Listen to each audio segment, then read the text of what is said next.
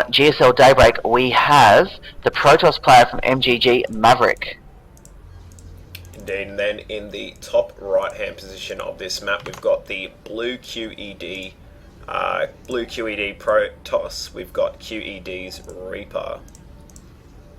Alright, so Maverick able to... Who has personally received coaching from Fridge over the days, so let's see if some of Fridge's coaching can rub off on him tonight. Definitely. I'd love to get some coaching from Fridge for my Protoss, but yeah, it's just going to come down to who's able to execute the builds more cleanly, I guess.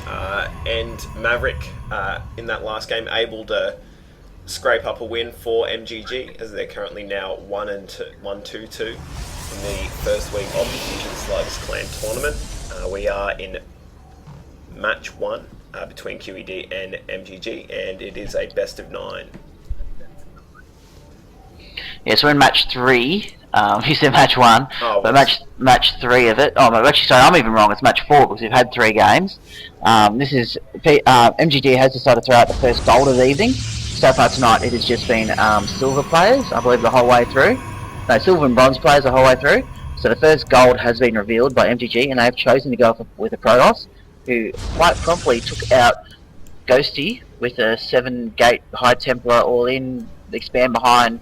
Very, very well executed build and very effective micro involved in it.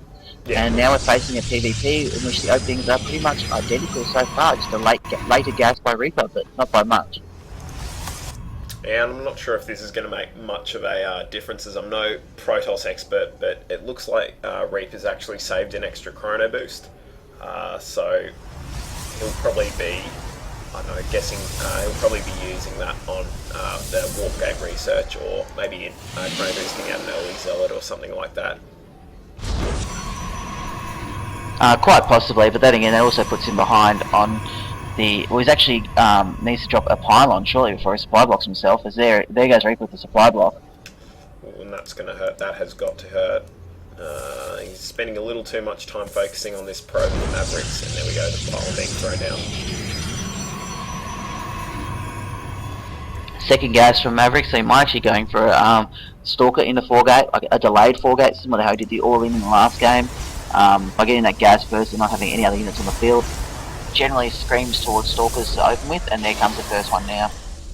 Yeah, and this probe's being quite annoying in the base of Reaper, as he's not been able to get back into the base of Maverick to see what's exactly going on. He doesn't know that the second gas has completed and is being mined out of.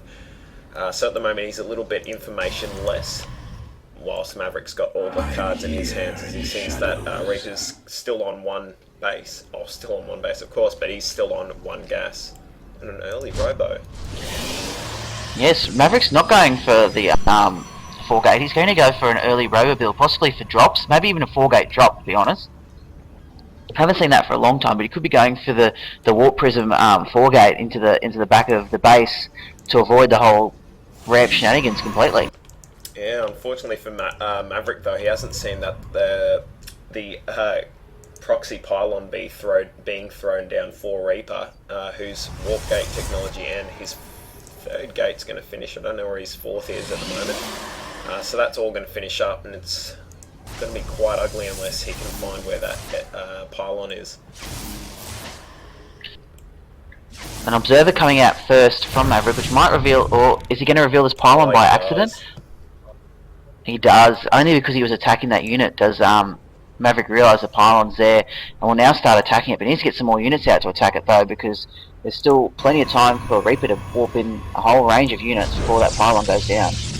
And the early observer making its way out now for Maverick, as he does throw down those 2 additional gates in the pylon as well.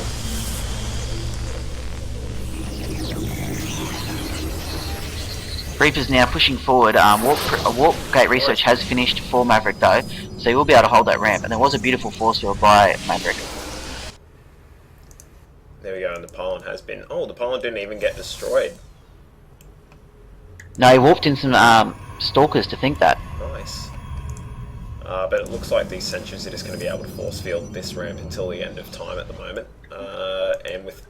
Yeah, Reaper can't get in there at the moment, and with 4 gates and a robo up, I wouldn't be surprised if I see a Warp Prism come out next from Maverick and try and get to the back of base, but Reaper's even going for an expansion behind this, showing some depth to his builds now. Yeah, I like that.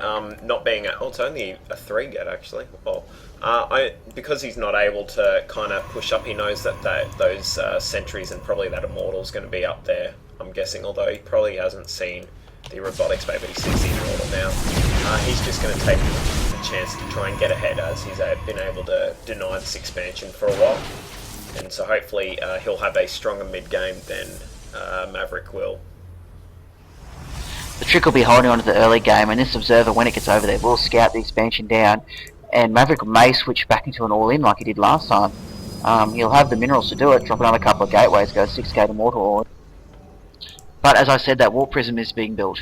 It's halfway done, and I suspected as much. It's going to be a warp prism 4 gate in, and it even looks like Maverick might be expanding behind it. I think we might. Oh, while on those observers just passed by each other, so we might have.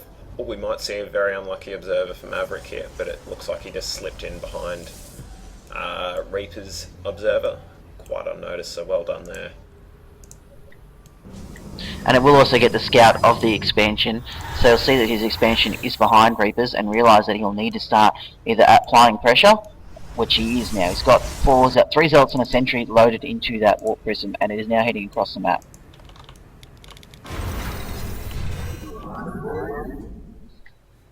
At the same time, he's got his units moving slightly through the middle of the map just to apply some pressure, just to get noticed. Obviously wouldn't be expecting to do too much damage with 2 Stalkers, Sentry and Immortal, but enough to possibly cause all the units to get pulled from the back of Reaper's base. Oh, no way. It looks like Reaper's actually blocked his probes in here with that Twilight Cancel, so he can't actually get any additional probes from his first Nexus either. Oh no. Now that is just unfortunate. Yeah, no, that's I'm not sure how he's managed that one. I've never seen that before, but that is quite a clever trick. And this warp prism's coming in now. There's enough Stalkers here to deal with it though, if they get over there in a hurry. Oh, nice force fields there to block off the escape route, but he's got to make sure he doesn't lose his warp prism. He will lose a warp prism, but he will get a lot of probes in the process.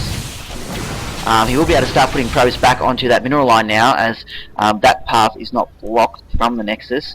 And hopefully this other Nexus can be rallied back to this base, to the mineral fields here. He might circumnavigate that problem for the short term. Blink has been started. This game is actually heading towards the middle game. Reaper's just made a few silly little mistakes, like the rally point with his probes. That's keeping him behind from keeping even with Maverick at the moment. Yeah, no, it's keeping him even in supply, but unfortunately, if you look at the income tab, you'll see that he's a full 14 harvesters, 15 harvesters behind Maverick at the moment, which isn't something you want to be happening in a mirror matchup this early. So if this stretches out too long without Reaper being able to do any major damage, we could see a bit of a conundrum here, but it looks like he might be trying some kind of blink play, which could bring him back into it theoretically. Well, there's still not many units down from Maverick to deal with any kind of push. He's even loading the warp prism back up to do the same push again, and just to resupply with more zealots. He really needs some more immortals, to be honest. The Stalker count from Reaper is quite high, and if he gets those across the map now, he could do some damage.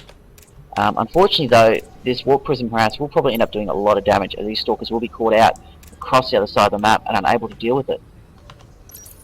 There we go. I was just trying to find the workers kill tab. So there we go. So Maverick actually got 8 in that quick little exchange there, and good point out from the chat. Well, it was a very beautifully done move. Yeah, good point out from the chat that both players are starting to bank up quite a lot of gas. Maverick seems to be unable to spend his, and that warp prism now moving in. This is going to end up being a form of base race if we're not careful here, because Reaper's going to lose a lot of probes to this while he's attacking the front. He's got to move this. But it looks like there might be just too many warp-ins from Maverick. Yeah, he needs to target fire that Immortal, and he's not doing it. Yeah, unfortunately it looks like we'll be aggressive blink, but that's not going to be able to do much. Yeah, no, by the time he gets back to his base, he'll realise there's no